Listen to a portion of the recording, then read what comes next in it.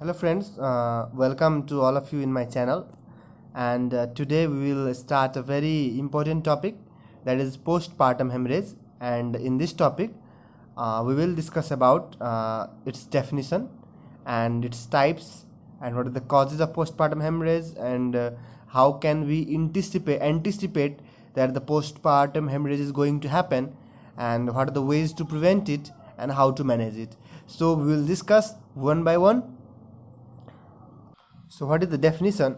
So definition is the postpartum hemorrhage is defined as a blood loss greater than 500 ml following the birth of the baby, or it is a bleeding from the genital tract after the birth till the end of puerperium, which affects the health of mother, actually blood pressure and pulse rate, in which the BP falls and the pulse rate rises. So this first definition is actually quantitative definition, and it is given by WHO, and it says that if the after the birth, if the blood loss is greater than 500 ml, then we call it postpartum hemorrhage.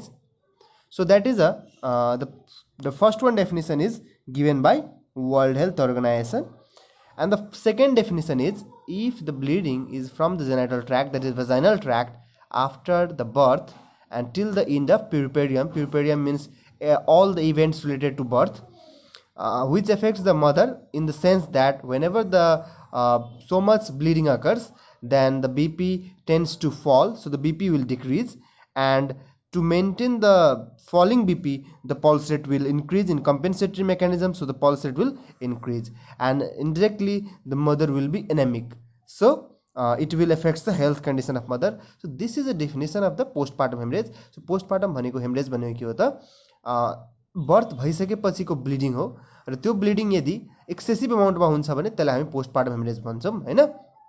And the rest of the definition is here. So basically PPH is of two types. One is a primary and another is a secondary. So primary hemorrhage occurs within 24 hours of delivery. So delivery भएको 24 घण्टा भित्र जुन bleeding हुन्छ, that is primary hemorrhage, and this is actually true hemorrhage, okay? And secondary hemorrhage occurs after 24 hours of delivery. So within 24 hours, that is primary, and beyond 24 hours, that is secondary postpartum hemorrhage. So now let's discuss about the four causes of the postpartum hemorrhage. So broadly there are four causes, and which can be which can be figured out in the term of four T's. So first T is tone, and second T is trauma, third T is tissue, and fourth T is thrombin. So first, tone means that is a uterine tone. What is uterine tone? And trauma means any trauma in the uterus, and tissue means that is any retained tissue in the placenta, any retained tissue in placenta, and thrombin means any coagulopathy disorder. So we will discuss each one by one. So let's start. So the first cause is uterine, that is tone, that is uterine atony. So if the uterus tone is actually decreased, so whenever the tone of uterus is decreased, it is the most important that cause of the postpartum hemorrhage, and 70% of the postpartum hemorrhage is due to either decreased tone of the uterus musculature, or there will be atonic uterine musculature. So what happens once the placenta is separated, then the uterine sinuses are torn. So you can see in this figure, this is a uterus, and let's suppose the placenta, this is placenta, and now it is separated, and we have cut section of this. We are looking here, हैन. हामी के हेर्छौं कि cut सेक्सनमा कि these are the uterine veins which have made sinus. यहाँ साइनसहरु बनेको छ. अब के हुन्छ कि after the separation of placenta, the uterine sinuses which are torn, यो uterine sinusहरु सबै टियर भएको छ, and they cannot be compressed effectively. अब यो uterine sinusहरु effectively compress हुन सकिरा छैन. किनकि यसलाई compress हुन यो मसल के हुनु पर्यो, contract हुनु पर्यो. So uterine muscle जब contract हुन्छ, बल्ल यो sinusहरु के हुन्छ, close हुन्छ, र sinusहरु जब close हुन्छ, bleeding control हुन्छ, हैन.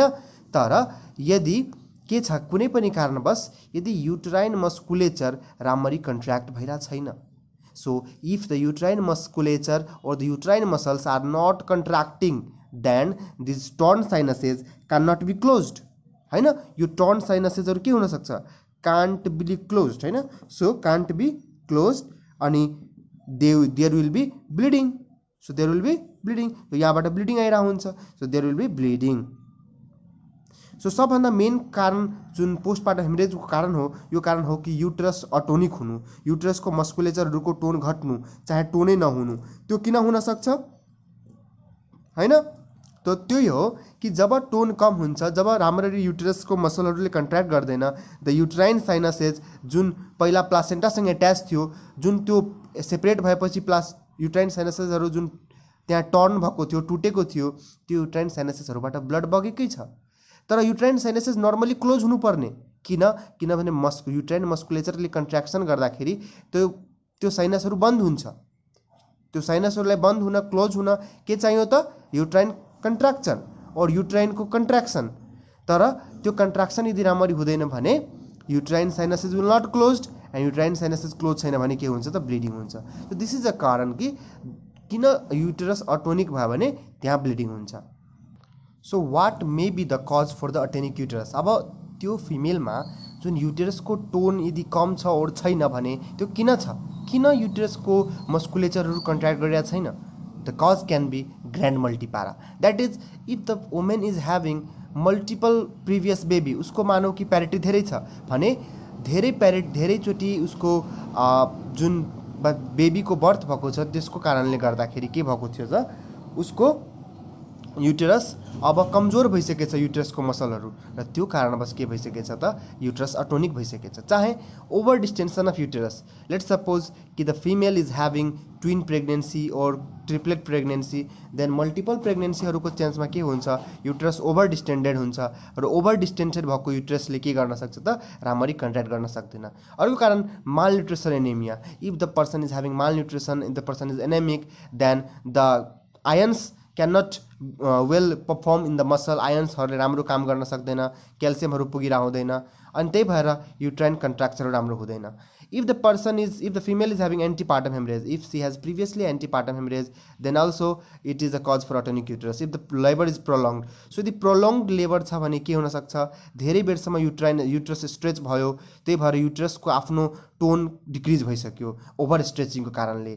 अर्को कुरा uterine fibroid. You know the fibroid is actually a extra muscle extra muscle or extra thing in the uterus, and that extra thing is not allowing the perfect uterine contraction, and due to which that uterus is becoming atonic. अर्को कुरा malformation uterus. यदि युटरसमा कुनै malformation छ भने त्यति बेला imperfect contraction र imperfect retractionहरुले गर्दाखेरि there will be atonicity in the uterus.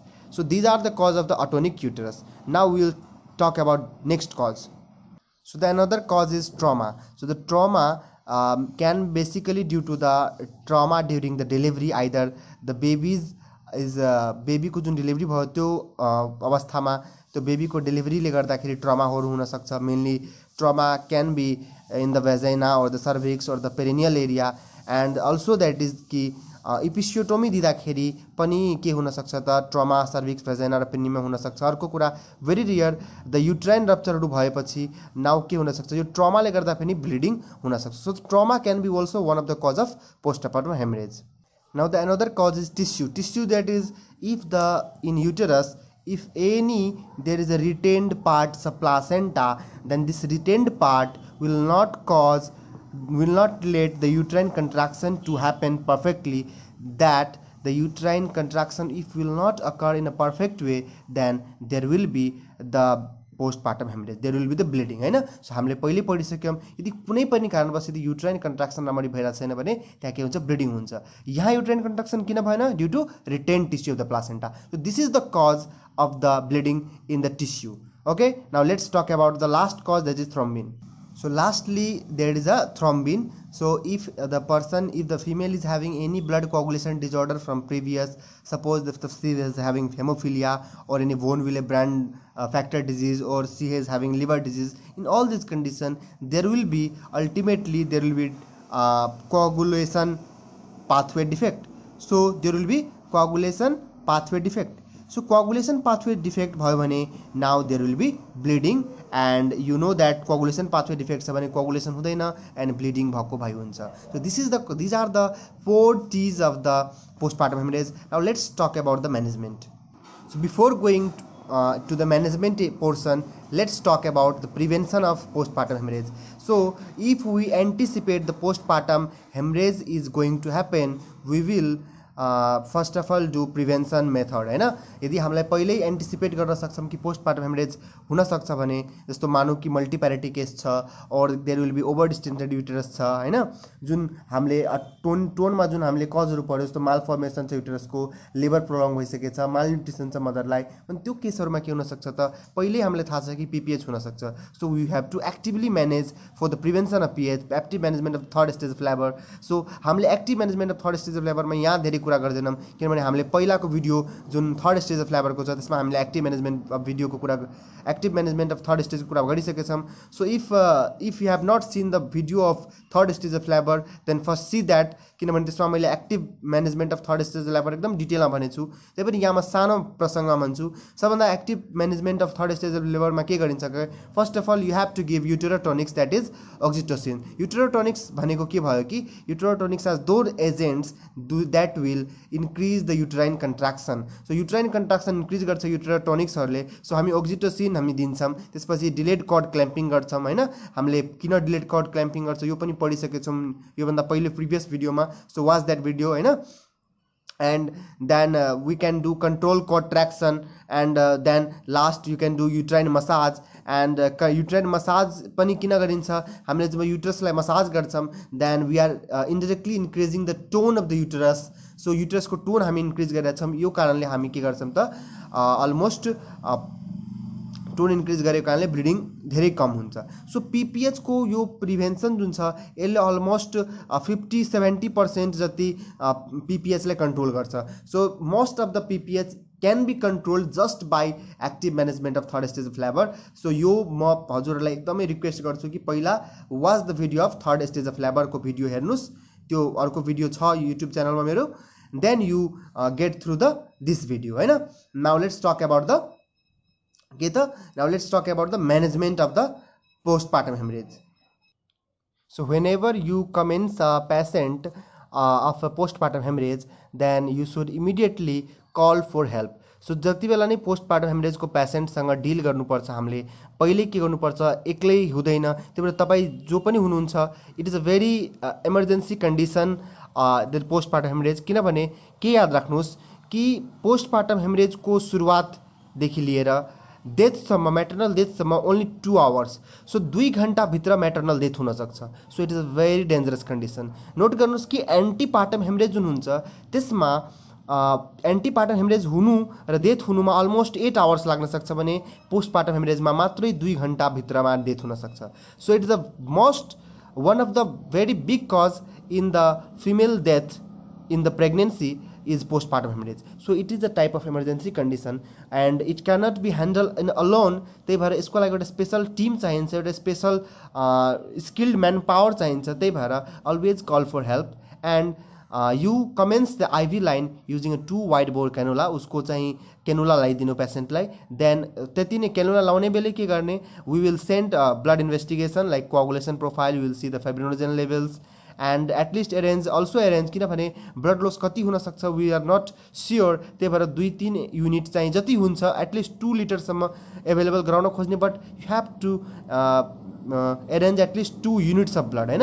अनि हामी के गर्छौँ त युरिनरी ब्लाडरलाई क्याथेटराइज गर्छौँ ताकि you have to know this कि यदि ब्लाडर फुल छ भने युट्राइन कन्ट्राक्सन राम्ररी भइरहेको हुँदैन. त्यही भएर ब्लाडरलाई हामी इम्प्टी गराउँछौँ. त्यो एम्प्टी गराउनको लागि ब्लाडरलाई क्याथेटराइज गराउँछौँ. ब्लाडर एम्प्टी भयो भने युट्राइन कन्ट्राक्सन हुन सजिलो हुन्छ. र अर्को सँगसँगै हामी BP, pulse, blood pressure, pulse rate होइन, रेस्पिरेटरी रेट, युरिन आउटपुट हरेक 30 मिनटमा, हरेक 15 to 30 मिनट्समा हामी अनि यसमा अक्सिजन सेचुरेसन पनि. सो O2 सेचुरेसन होइन, यो कसरी गर्ने, saturation monitor by pulse oximeter. So pulse ओक्सिमिटरले के गर्ने, हामी यो कुराहरूलाई एभ्री 15 to 30 मिनट्समा हामी के गर्छौँ त we will monitor these vitals होइन. now let's proceed. So once you call for the help and you monitor every vitals, then immediately after the wide bore cannula insertion, give resuscitation, that is IV fluids or blood transfusion. So whatever is available to you, according to the severity, you can give the intravenous fluids, you can give the blood transfusion, and if she is having the difficulty in breathing, then you can also give the high flow oxygen, that is 10 to 15 liters per minute.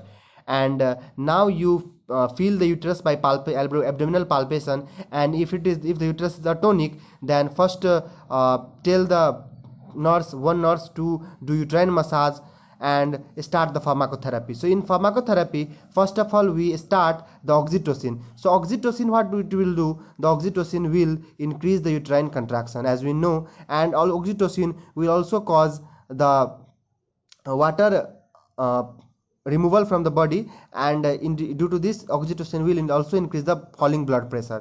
So we can give the oxytocin 10 to 20 units mixed in 500 ml of normal saline. So normal saline जुन 500 ml को हुन्छ त्यसमा हामी 10 to 20 units oxytocin हाल्ने र यसलाई 40 drop 40 drop के गर्ने पर मिनट को रेटमा पेशेन्टलाई दिन थाल्ने. So first of all we start oxytocin. So जहिले पनि oxytocinलाई नि पहिला चाहिँ प्रिफर गरिन्छ फार्माकोथेरेपीमा. So now after the first dose of oxytocin administered, then maximum oxytocin can be given up to 40 intra units in IV, हैन. So maximum तपाईले 40 intra units सम्म oxytocin use गर्न सक्नुहुन्छ. But after using 40 intra units, still the uterus is atonic, then switch to the another drug, that is ergometrin, which is also called methergine. So ergometrin or methergine use गर्न सकिन्छ, and you know the ergometrin or methergine is actually alpha agonist and dopamine agonist. So this ergometrin, which is what it will cause, it will cause smooth muscle to contract, र त्यही भएर यसले blood भेसललाई पनि contract गर्छ र युट्रसलाई पनि contract गर्छ. But तर के हुनुपर्छ कि ergometrin or methergine दिनुभन्दा पहिला you have to be sure that there is no any retained placental tissue in the uterus. So uterusमा कुनै पनि प्लासेन्टाको टिस्यु बाँकी रहनु भएन, किनभने what it will cause कि methergine will cause, let's suppose the uterus, then methergine will cause the contraction in the upper uterus or the body of the uterus, and it will also cause contraction in the cervical area. So यसले माथि पनि contraction गर्छ र तल पनि contraction गर्छ.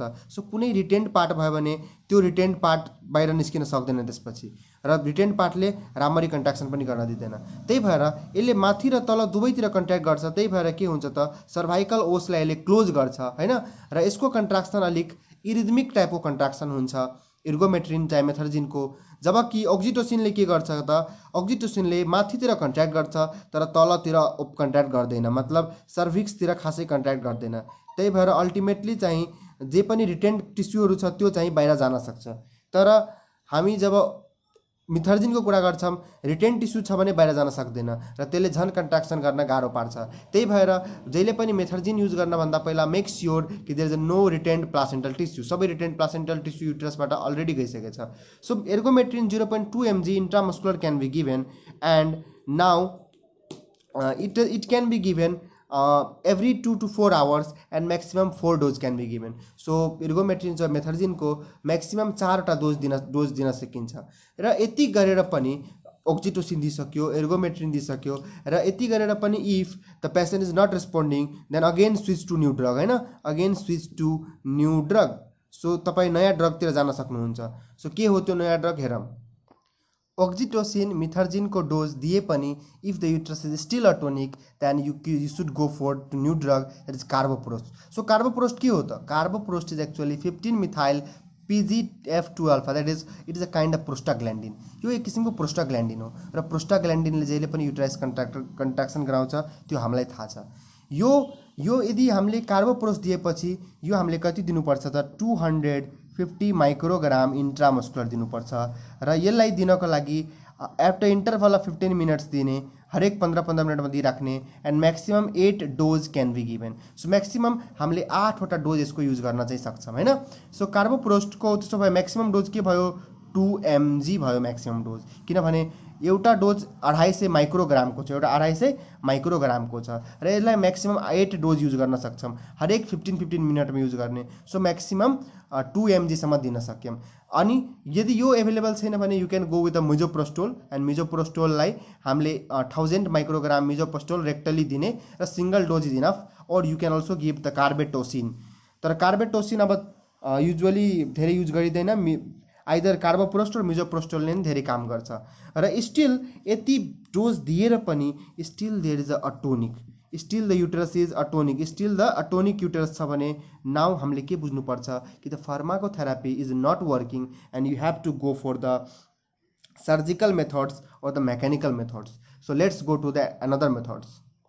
So whenever if there is a failure of the pharmacotherapy, यदि फार्माकोथेरापीहरुको failure भइरहेछ भने हामी कि त मेकानिकल यो मेथड्स, फर्स्टमा मेकानिकल मेथड्स युज गर्ने र मेकानिकल मेथडले पनि भएन भने then you can go for the surgical methods. So let's talk about the mechanical method. र मेकानिकल मेथडमा सबभन्दा मेन जुन युज हुन्छ that is tamponades, that is tamponades. So tamponades is भनेको के हो त, यो एक किसिमको प्रोसिजरहरू हो जसमा के गरिन्छ त डिफ्रेन्ट मेथडबाट हामीले ब्लड भेसल्सहरूबाट ब्लडको फ्लोलाई हामी डिक्रिज गरिदिन्छौँ. So the method are balloon method हैन, बेलुन मेथड जसलाई चाहिँ हामी बकरी बलुन भन्छौँ हैन.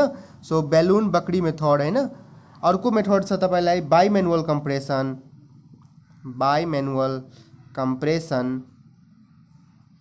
अर्को मेथड छ तपाईलाई tight intrauterine packing, tight intrauterine packing under anaesthesia.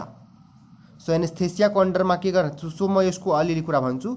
So यसमा के भयो त, युटरसलाई अल्टिमेटली के गर्यौँ हामीले, यो लास्टको टाइट यसमा के गर्यौँ, कटनको गजहरूले हामीले युटरसलाई पुरै प्याकिङ गरिदियौँ अन्डर एनेस्थेसिया. सो यो यसमा त केही ठुलो कुरा भएन. बाई म्यानुअल कम्प्रेसनमा के हुन्छ त, हामी माथिबाट र भित्र इनसाइड दुवैतर्फबाट हामी के गर्छौँ त कम्प्रेस गरेर हेर्छौँ. हामी यता भित्रबाट गजहरू हालेर भेजेनल ओरिफिसबाट हात हालेर हामी गजहरूले के गर्छौँ कम्प्रेस गर्छ र माथिबाट एब्डोमेनबाट पनि कम्प्रेस गर्छौँ. So this is the by manual compression.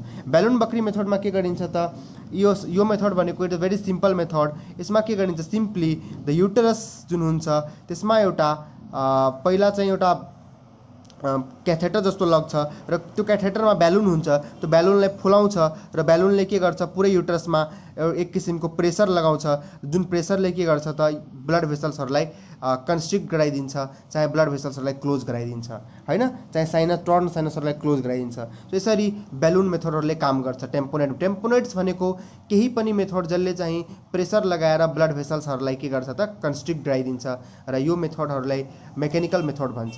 Now यदि यो मेथड पनि फेल भयो भने let's go to the another method, surgical methods. So there are different surgical methods. सर्जिकल मेथड्समा सबभन्दा पहिला के छ त, सबभन्दा पहिला ligation of the uterine artery, or you can do ligation of internal iliac artery को anterior division. So you can see in this figure, this is the abdominal aorta and this is the common iliac artery and this is a external iliac, this is internal iliac, and internal iliac has anterior division and a posterior division. So you can ligate this anterior division of a internal iliac artery. अर्को के गर्न सक्छौ, यही internal artery iliac artery को branches हो के uterine artery. So हामी uterine आर्टरीलाई नि लाइगेट गर्न सक्छौँ और युट्राइन आर्टरीलाई इम्बोलाइज गर्न सक्छौँ ताकि त्यही इम्बोलाइज भयो भने युट्रसतिर ब्लड फ्लो नै हुँदैन और बिलिन्ज कम्प्रेसिङ सुचरहरू दिन सक्छौँ. र यदि योहरू कुनै पनि मेथडले काम गरेन भने now you have to only one method, go for the hysterectomy. So ultimately hysterectomy गर्न सकिन्छ. सो मैले जति पनि योहरू सबै तपाईँहरूले भने, जति पनि मेथड्सहरू, these all are for the atonic uterus. के त जुन युटरस यदि टोन गेन छैन भने त्यति बेलाको लागि भने, तर युटरस जुन पिपिएच छ त्यसको त एउटा पो कोज, सबभन्दा ठुलो कोज पो अटोनिक युटरस हो. सो त्यसको हामीले ट्रिटमेन्ट पढ्यौँ, तर हामी म्यानेजमेन्टमा त अरू कोजले पनि हुनसक्छ.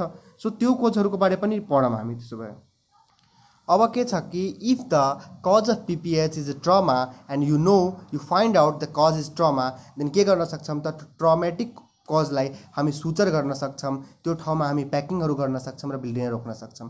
अर्को यदि ट्रमा रिपेयरेबल छैन भने हामी हिस्टेक्टोमी गर्न सक्छौँ. यदि रप्चर अफ युटरस छ भने स्पेसली हिस्टेक्टोमी गर्छौँ. सो ट्रमामा सिम्पली हामी सुचर गर्छौँ, ब्लिडिङ रोक्न खोज्छौँ, त्यति हो. अब टिस्यु केही पनि रिटेन्ड प्लासेन्टल टिस्यु युट्रसमा छ भने हामी के गर्न खोज्छौँ, पहिला अक्सिटोसिन दिएर म्यानुअल रिमुभल गर्न खोज्छौँ र अक्सिटोसिन दिएर म्यानुअली आफ्नो ह्यान्ड युज गरेर रिमुभ गर्न खोज्छौँ त्यहाँबाट टिस्यु। तर यदि ह्यान्डबाट रिमुभ भइरहेको छैन भने हामीले अब सोच्नु पर्यो कि के थाहा कि जुन प्लासेन्टल टिस्यु छ के थाहा त्यो प्लासेन्टा इन्भेजी प्लासेन्टा छ कि के थाहा त्यो प्लासेन्टा युट्रस भित्र टाँसेको छ कि। So you have to if the manually removal भएर पनि म्यानुअल रिमुभ गरे पनि यदि प्लासेन्टल टिस्यु अहिलेसम्म त्यही छ, it means that the placenta is actually now attached to the uterus or it is invasion or the placenta is invaded into the uterus हैन। So हामीले इन्भेजिभ प्लासेन्टाको पनि विचार गर्नुपर्छ। त्यही भएर यदि म्यानुअली रिमुभ गर्दा पनि यदि प्लासेन्टा रिमुभ भएन भने now think of the invasive placenta. के थिङ्क गर्ने, invasive placenta. So invasive placenta can be of 3 types. First placenta accreta. So A for accreta, A for adherence. So placenta accreta भनेको के हो, placenta जुन छ त्यो adherence into the myometrium. So placenta is attach to the myometrium. So myometrium attach भएको कारणले त्यो placenta निस्केको छैन, त्यो प्लासेन्टा रिटेन भइसक्यो। अर्को के सोध्न सकिन्छ, so A for accreta, A for adherence. So यसमा जस्ट मायोमेट्रियमसँग टाँसेको छ। अर्को second there is a placenta increta. So placenta increta is actually invasion, I for increta, I for invasion. So invasion of placenta to the myometrium. अब के भन्यो, placenta myometrium भित्र गइसकेछ। Third the placenta percreta, that is P for percreta, per for penetration. Placenta के गर्यो, मायोमेट्रियममा invade मात्रै नगरेर अब पेनिट्रेट गरेर बाहिर सेरोजासम्म गइसकेछ। So this is called placenta percreta. And if you find out this is invasive placenta, go for हैन treatment for invasive placenta. So invasive प्लासेन्टाको ट्रिटमेन्ट गर्ने हैन। सो के गर्न सकिन्छ हेर्छौँ हामी।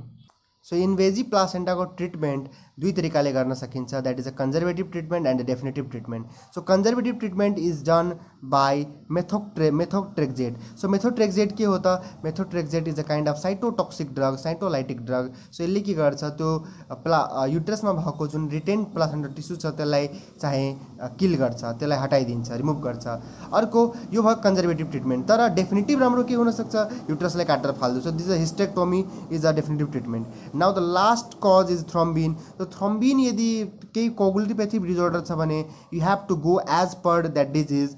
बेसिकली हामी के गर्छौँ त, क्लोटिङ फ्याक्टरहरूको एडमिनिस्टर गर्छौँ और हामी के गर्छौँ त, प्लेटलेट रिच प्लाज्माहरू चाहिँ हामी दिन खोज्छौँ हैन, और क्रायोप्रेसिपिटेटहरू दिन खोज्छौँ। So these were the treatments of the postmortem haemorrhage. And now after this almost the postpartum hemorrhage management portion is finished. So thank you for watching us. If you like it, subscribe and share.